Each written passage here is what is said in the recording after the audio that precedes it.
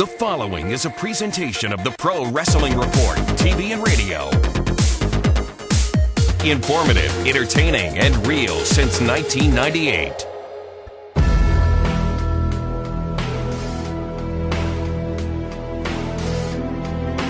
Welcome back to the Pro Wrestling Report here on 540 ESPN, ESPNMilwaukee.com. Damian Nelson here along with Frank Cosentino, David Hero, and the lovely Linda Kay. But, of course, none of us as important as our guest right now.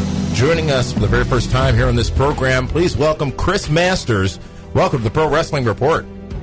Oh, what's going on? What a nice introduction from you, Damian. I'm surprised. I thought we were beyond that. Well, I thought we were too. I don't know. I've been hearing things. David Hero doesn't always tell the truth. What?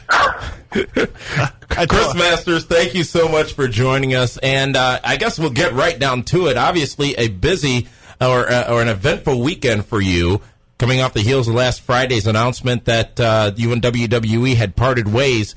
Why don't you give us a little bit of insight as to how that all took place? How did you find out? Who made the call? And what was the story given? Of what CM Punk, how he made it seem tonight. CM Punk mentioning you on Raw tonight as well, questioning Johnny Ace about those calls and whether or not he flew to your home city to tell you face-to-face.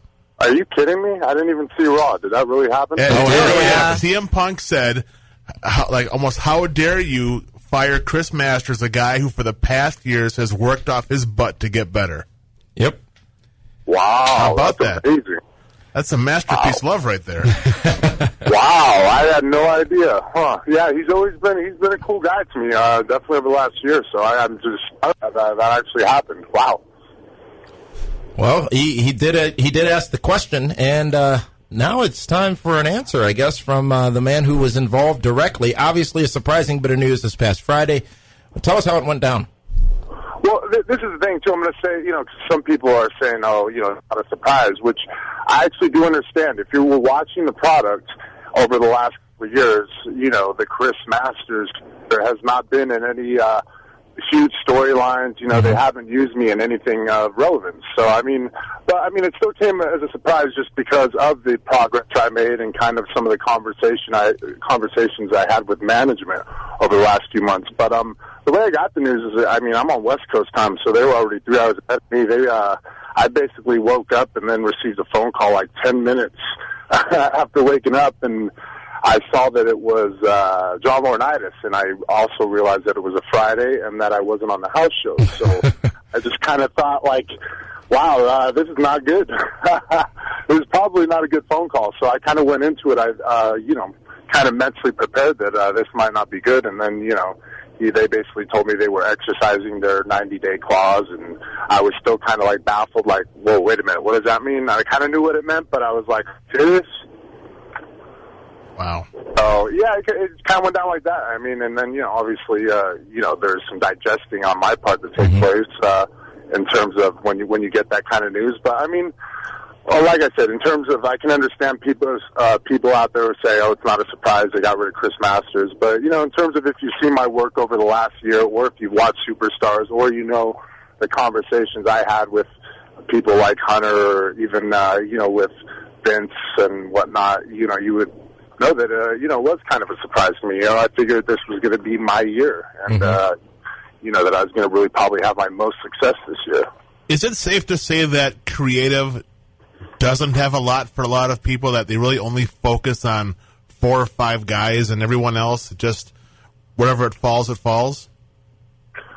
I don't think there's enough attention all around. I think they do it's a really good point you bring up because, there's a lot of people, obviously, that they could do stuff with, but they get so distracted in 1 or 2 things and nobody else really gets that much attention. There's not many guys being built. If you look at the roster, there's a lot of guys who are partially built, but we've lost how many guys within the last year, how many of the guys who have had equity, the Edges and the, even Kane and, Taker and H and, yeah. Exactly. We've lost a lot of guys with equity, so it's just, it's tough, and a lot of guys just, there's not enough focus being put, and look at the state of the Divas.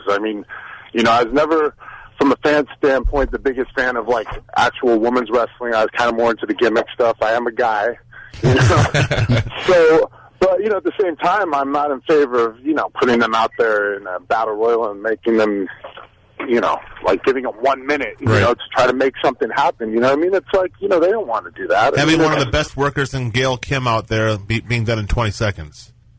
Yeah. I mean, it just sucks because, you know, they all, you know, all those girls are passionate about it too, and they want to go out there and work, and they want to feel good about what they do. They don't want to go out there and, you know, be told they have 1 minute and then have to rush through it, and then it's just like it's a wasted segment anyway. You know, it's like, you know, it's just a waste of time at that point. It's like, why are you even doing it? You hear a lot of people talk about who should and who should not be prominently featured on the programming, whether it be Raw, SmackDown, whatever it might be. Obviously, there's a lot more to it than those of us watching at home will ever understand. But what is your take, having just been in WWE, what is your take on some of these people who we hear about often who may not be in that main event picture, who seemingly should be? What do you think is holding a lot of these talents back? You talked about earlier the Undertakers, the Triple H's, the Shawn Michaels of the world who are no longer there. And the big problem with WWE over the last 5-6 years has been they have not really built and escalated new people to fill those roles. Now, there hasn't been an absence of anyone, but there's a lot more people that they could have focused on that they didn't. Why isn't that happening as much as it seemingly should be? Wow, that's a great question. You know, and as you're asking it, I'm trying to pinpoint something. I mean, you know, I was thinking about specific guys that should be... like Kofi and John Morrison, even The Miz has dropped, and Sheamus dropped for a little while. Dolph Ziggler, people that got, you know, thrown to the moon, pushed to the moon, and then all of a sudden, you barely see them. Yeah, I kind of just feel like there's not enough patience probably with talent a lot of times. You know, I think they might have kind of just...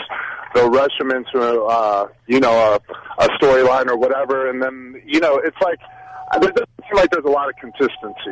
Wrestling feels like it moves so fast still nowadays, even with there being no WCW and whatnot, and we have so many pay-per-views, and it just doesn't feel like there's really adequate time to me to build anybody, because what happens is, you know, you come out of the pay-per-view and then you're jumping right back into the next one, and, you know, that's all the, that's what all the attention is focused on, and it's like, they use a lot of guys in an expendable fashion to build guys for pay-per-views, and like in turn, you don't end up building new guys. You know what I mean? You just keep going pay-per-view to pay-per-view, same people, and then like over the last year, you see a lot of same matches over and over again, and it's just like, yeah, you know, it's just a weird thing.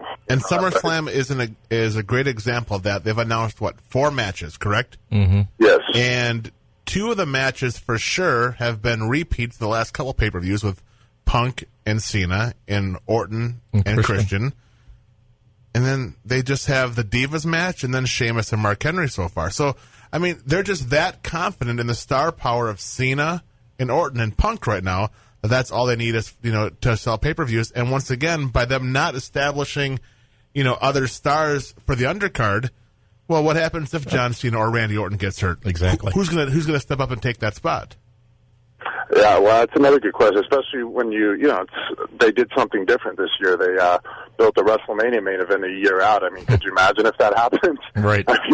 I mean, they'll always find a way to adapt, but it's just like I was saying. I mean, even over on SmackDown last year, you know, like, I actually enjoyed performing on Superstars more just because I actually had the time to go out there and work. Every time, like with SmackDown, it would seem like an endless thing. It's just like they'll bring you out there just to build up a guy for a pay-per-view, and then the pay-per-view goes, and then it's the start to build the next pay-per-view, and it's just, I don't know, it just seems like, you know, back in the day it felt like, you know, when there was less pay-per-views and things didn't move as quick, you were able to really actually concentrate and build on guys, and things just seem like they move slower, you know. And that's an excellent point, because I don't know if enough fans realize how much work you and a lot of other people do, especially on the house show circuit, where many times you guys are putting on match after match after match, night after night after night, and city after city after city, and really getting only the audience that's there in that arena to appreciate it. Oh yeah, it's constant work. I mean, you know, it's like 4 days a week, pretty much every week. You're on the road doing the live events, and then you do TV. But I mean, the live events are actually what all the everybody loves to do. I mean, a big thing in this industry that not a lot of people talk about is nobody likes to really go to TV.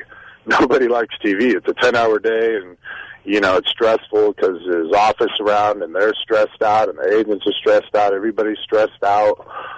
People are sneaking in corners of buildings to smoke cigarettes. I mean, it's the fun of the job is the live events. I mean, you need the television, obviously, because that's how everybody watches and how everybody sees it. But it's definitely not the fun part of the job. But you're not written into a TV show or pay-per-view. Can you go to someone and say, hey, am I going to get my shot? Or you just sit back and say, I'll just wait my time? How difficult is that? Well, I mean, the thing with me is I just knew after a certain point that I wasn't going to get they're not going to give me promo time. They're not going to give me TV time. I got to go. I got to do this all myself and work my ass off. So, I just really concentrated on my craft and really began to find a love for just going out there and performing in the ring and, trying to tell the best story in there possible and getting emotionally invested. And, it took a while, but eventually they started catching on, and that's when, Hunter had pulled me aside a couple times and told me, hey, Vince and me have noticed that you've gotten really good, and we're going to do something with you, and, we just got to figure out what, and, maybe we should pull you off TV for 3 months and maybe give you a fresh coat of paint type thing. So, I just kind of figured, I had thrown ideas out after that a few times because a lot of time had passed. That was back in the February, kind of around the time when those internet reports came out that they said, oh, Chris Masters has a push coming. I never told anybody that, actually. That just... Well, that was Damien. He leaked that, I figured that was Damien. I knew it was you. Sorry. Oh, boy. I thought we had a scoop. We have this storied history now. You and me, Damien. Wow. I've apologized before. All right. Well, I don't know if I'm accepting. I'm getting fed up with this. Anyway, so that was the deal with that. I did throw some ideas, and I kind of feel like looking back, I should have maybe even thrown out the idea to turn heel again. But we had a heel heavy roster over there, so it didn't seem like an option at the time. Who are the guys right now, with you spending time on the SmackDown brand, that you were excited to go out and watch him perform? Who are the ones that were like, wow, this guy has it. He's going to be a star. He's going to be the next one that's going to get the big push. Who are the guys that you enjoyed watching and then working with? Are you talking about watching from my childhood, or are you talking about watching currently? Just currently. You're backstage and you're back there by the monitor and you're watching the monitor because this guy is going to the ring and you think he's entertaining and he has what it takes. Who are the guys that you think deserve to get the push? Well, I can just say who I've personally worked, who my favorite guys are. I think Drew McIntyre is one of the best in-ring guys, psychology-wise. He's obviously he needs to develop and whatnot, but he's probably my favorite opponent I've had. He's going to be awesome, and I kind of felt like we would have some great matches in the future. So, that's kind of disappointing. And I'm trying to think of who else stands out in my mind. To the point of Drew McIntyre, that's another interesting story. He was Vince McMahon's chosen one, and we had seen him prominently placed on several pay-per-views and shows, and now you barely see Drew, and when you do, he's sort of losing. Yeah, well, it's a hot, cold company, too. That's kind of how the office is. They'll be hot on you, then they can go cold on you, and then they can even go hot again. I kind of went there thinking to myself, every day is a new opportunity with WWE because, you can really reinvent yourself. You can better your craft. Wrestling or sports entertainment's a unique business in terms of that. You can reinvent yourself and do many different things. So, I don't know. I don't know specifically what it is with Drew McIntyre, why we don't see him right now, but I think he's still going to have a great future. I think it's just a development thing. It's going to take time, and they feel like they can't understand his accent, but he speaks fine English. I thought so. So, Chris Masters, when you came in, you were with Carlito. You were in main eventing in the Elimination Chamber. How is that Chris Masters different from Chris Masters today on this last run? What did you like most?